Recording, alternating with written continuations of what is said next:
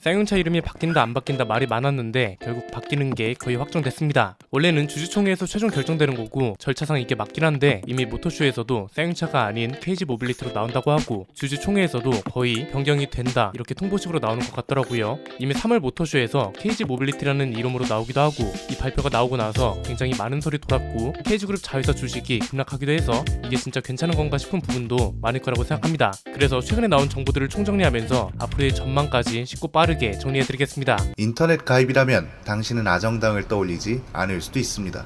당신의 습관은 통신업체에 고정되어 있을 수도 있습니다. 모르면 놓치는 당연한 권리, 인터넷 정수기만 사용해도 받을 수 있는 지원금 77만원, 인터넷 가입은 아정당입니다. 쌍용차 이름이 바뀐다는 소식은 이미 예전부터 들려왔습니다. 이름이 바뀐다는 소식이 처음 나왔을 때는 이게 진짜 맞는 건가 싶은 생각도 드셨을 겁니다. 왜냐면 자동차 회사 이름이라는 게 쉽게 바꾸기가 힘들고 특히 규모 있는 회사는 더욱 그렇죠. 쌍용차라는 이름이 외국인이 발음하기도 힘들고 이미지가 그리 좋지 않은 구석이 있긴 해도 어쨌든 한국 자동차 시장에서 한 획을 그은 회사인 건 분명하거든요. 그 시절 체어맨, 무쏘, 렉스턴 이런 차들은 쌍용차라는 이름과 함께 성공했던 차들이잖아요. 여기에 전시장 간판도 바꿔야지, 공장 금형도 바꿔야지, 직원들 명함도 싹 바꿔야지, 사내 자료들도 싹 바꿔야지, 여러가지 변화가 필요한 것들을 모두 감안하면 엠블럼 교체 비용에만 1,000억 원이 들 거라는 소리도 있습니다. 그런데 지금은 어느 정도 납득이 될 정도로 진전이 있는 상황입니다. 처음에는 변경이 될 거라는 설만 있다가 이제는 회사에서 그리고 회사를 이끄는 수장이 직접 사명 변경에 대한 이야기를 하니까 설이 아닌 공식 입장이 되고 공식 입장이 되면서 그래야 하는 이유까지 나오니까 이제는 납득의 단계까지 간 것 같습니다. 아직 궁금한 게 많으실 겁니다. 최근에 KG그룹 주가에도 큰 타격이 한번 간 적이 있거든요. 그런데 생각보다 연결고리가 뚜렷합니다.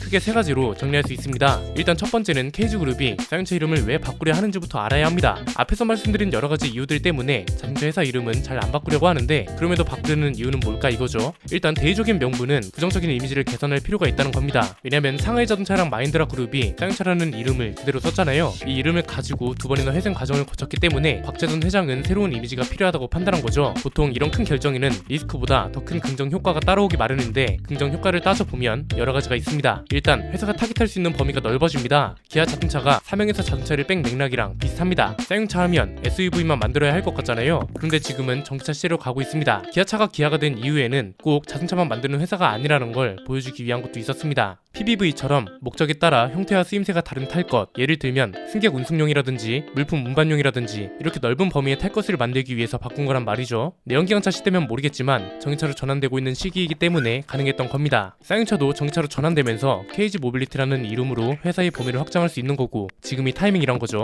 여기서 중요한 건 KG 모빌리티라는 이름을 어디서 어디까지 활용하냐 이겁니다. 이게 핵심이죠. 쌍용차라는 이름을 유지해야 한다고 주장했던 사람들도 이 이유가 가장 컸습니다. 왜냐면 35년 동안 써왔다는 건 35년 동안 알려진 이름이고 35년 동안 자리를 잡은 이름이라는 거잖아요. 이 안에서 무쏘, 호란도, 렉스턴, 체어맨 이렇게 역사에 남을 차들도 탄생했기 때문에 리스크가 너무 크다는 겁니다. 그런데 여기서 중요한 건 이겁니다. 호란도나 렉스턴 같은 모델명이 더 중요한 걸 수도 있습니다. 그러니까 KG 그룹 쪽 논리는 이겁니다. 회사 이름을 바꾼다고 해서 KG 렉스턴, KG 코란도 이런 식으로 차를 출시하겠다는 게 아니란 거죠. 이미 렉선이랑 코란도 같은 차들은 그 모델 자체로서 성공한 차들이니까 렉선이랑 코란도라는 이름 자체가 중요하지 KG라는 이름은 중요하지 않다 이겁니다. 쌍용차든 KG든 중요한 건 차의 만듦새와 고유 모델명이다 이거죠. 이것도 우리가 시각을 좀 다르게 가져갈 필요도 있을 것 같습니다. 기존에 쌍용차를 인수했던 회사들하고는 태도부터가 다른 거죠. 상하이랑 마힌드라는 리스크를 감수하면서 회사를 키우려는 시도조차 안 했을 겁니다. 박재선 회장은 이름을 바꿔서라도 성공시키겠다는 거고 고유 모델들에 대한 역사와 인식을 아주 중요하게 생각하고 있다는 걸 보면서 진짜 많은 걱정을 내려놓기도 했습니다. 기존에 이런 이야기가 설로만 존재할 때는 모델명에도 KG가 붙을 거라고 했잖아요. 그런데 이미 곽재선 회장도 고유 모델명이 중요하다는 걸 충분히 파악하고 있고 마침 타이밍도 자동차 시장 자체가 바뀌고 있는 시기라서 회사 이름을 바꾸는 것만큼 신차 출시에도 진심이라는 걸 보여주기만 하면 자동차 회사로서가 아니라 하나의 기업 운영 측면에서 굉장히 좋은 전략이 될 수 있다는 겁니다. 두 번째는 최근에 왜 갑자기 KG 스틸 주가가 급락했냐 이겁니다. 최근에 좀 신기한 일이 있었습니다. KG 스틸 주가가 하루 만에 14% 넘게 급락했습니다. 보통 기업 주가가 이렇게 급락하는 경우는 드물거든요. 진짜 이 정도 수치면 코인 수준이잖아요. 여러가지 정보들을 취합해보니까 철강 관련주가 모두 하락세였는데 포스코 같은 곳들은 많이 떨어져 봐야 2에서 3% 정도였단 말이죠. 바로 이전에 KG 스틸이 UAE 개혁이랑 쌍용차 납품 소식 같은 호재가 연달아 있긴 했는데 그래도 14%는 좀 심하게 떨어진 겁니다. 이게 왜 이렇게 유독 많이 떨어진 건가 보니까 캡터스 PE가 500만 주나 매각을 했더라고요. 이번 주식 매각으로만 488억 원을 회수했고 이미 작년 9월에도 600만 주를 블록딜 방식으로 매각해서 678억 원을 회수한 적이 있습니다. 매각을 두 번이나 하면서 캡터스 PE가 가지고 있던 지분율도 32%였던 게 21%로 떨어졌습니다. 이쯤 되면 이런 해석이 나올 겁니다. KG 모빌리티로 바꾼다니까 이건 아니다 싶어서 대주주도 튀었구나 이건데요. 글쎄요. 캡터스 PE가 원래 어떤 회사인지를 알 필요가 있죠. 캡터스 PE가 KG 그룹하고 손을 잡고 KG 스틸을 인수했거든요. 2019년 8월에 3,600억 원을 투입했고 이 당시 KG 그룹 지분이 40%, 캡터스 PE는 32%를 확보했습니다. 사실 이런 지분율까지는 굳이 깊게 안 들어가도 됩니다. 우리는 주식 전문 채널이 아니니까 딱 내용 이해에 도움되는 정도만 보자고요. 캡터스 PE는 원래 이렇게 돈을 버는 회사입니다. 유망한 회사에 투자를 해서 인수전 같은 걸 도와주고 인수전 이후에 벌어들인 수익이나 오른 주식으로 투자금도 회수하고 이익도 챙기는 겁니다. 재무적 투자자 역할을 통해서 원래 이렇게 돈을 버는 회사고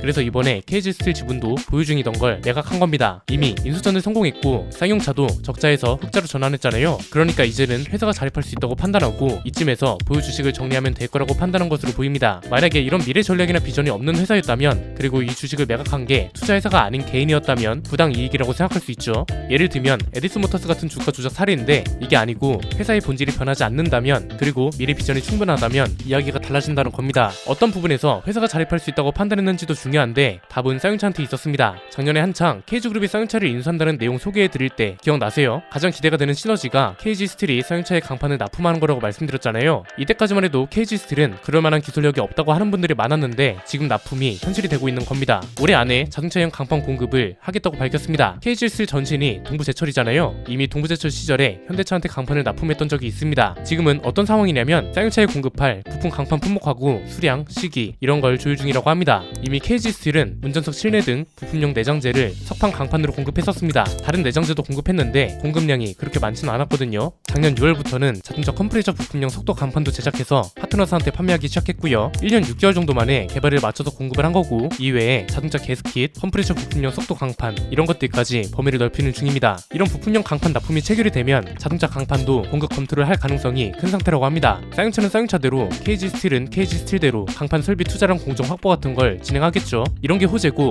호재가 많을수록 회사 자립도도 커지는 거잖아요. 그래서 캡터스 PE도 본인들이 할 역할은 다 했다고 판단한 게 아닌가 싶습니다. 이제부터는 진짜 쌍용차 역량이 달린 겁니다. 어쨌든 이것 때문에 주가가 폭락했기 때문에 개인 투자자들한테는 쌍용차한테 모든 게 달린 거죠. 쌍용차가 잘 되면 KG 스틸도 잘 될 수밖에 없는 구조가 형성됐고 쌍용차 주식도 4월이면 다시 장이 열릴 거란 소리가 나오고 있어서 지켜보면 될 것 같네요. 세 번째는 그래서 쌍용차 전망은 어떻냐 이겁니다. 좋다고는 확실할 수 없습니다. 변수라는 게 존재할 수 있으니까요. 그런데 가지고 있는 카드들이 괜찮다는 건 확실합니다. 올해 연말에 출시되는 게 토레스 전기차입니다. 어쩌다가 여러가지 루트를 통해서 스펙을 좀 들을 수 있었는데 주행거리 같은 게 현대 기아차만큼은 나오지 않을까 싶습니다. 다음 달부터는 KG 모빌리티가 될 텐데 지금 가장 필요한 건 신차 효과를 얼마나 오랫동안 가져가느냐거든요. 그냥 시간순으로 보면 토레스 전기차가 나온 다음에 내년 중에 토레스 페이스리프트랑 KR10 아니면 미니밴이 나와주고 한 6개월 이후에 토레스 픽업 트럭이 나와주면 딱이죠. 이건 일단 지금까지 알려준 순서고 제가 원하는 순서는 이렇습니다. 올 연말에 토레스 전기차가 나오고 동시에 토레스 헤드램프 개선품이 나오고 내년 중순쯤에는 이 개선품을 장착한 토레스 페이스리프트가 나와주고 내년 연말쯤에는 토레스 9인승 미니밴이 나와주는 거죠. 이것도 지금 개발 중인 걸로 알고 있습니다. 그 다음에 상반기쯤에 KR10 가솔린이랑 전기 버전이 동시에 출시되고 2024년 하반기에서 2025년 하반기 사이에 토레스 픽업 트럭이랑 렉선 라이너 풀체인지가 되면 딱 좋다고 봅니다. 2024년부터가 중요한 게 미니밴을 시작으로 KG 모빌리티가 돈이 되는 차를 팔아야 흑자폭이 커질 겁니다. 그래야 회사를 비롯한 그룹사 전체가 일어설 수 있다고 보거든요. 회사 입장에서는 돈이 되는 차, 소비자들 입장에선 구매를 망설이지 않을 만큼 좋은 차가 나와야 한다는 겁니다. 그리고 2027년에는 포토가 단종되고 짐칸이 모두 막혀있는 폐쇄형 화물차 형태로 스타리어 화물차가 나올 거란 말이죠. 이 시기에 맞춰서 소형 화물차 시장까지 파고들면 쌍용차 점유율이 못해도 15%는 될 거라고 봅니다. 돈 되는 차도 만들고 점유율도 잡아가면 회사가 안정 궤도로 접어들면서 이후부터는 신차 개발이랑 출시를 굉장히 안정적으로 할 수 있을 겁니다.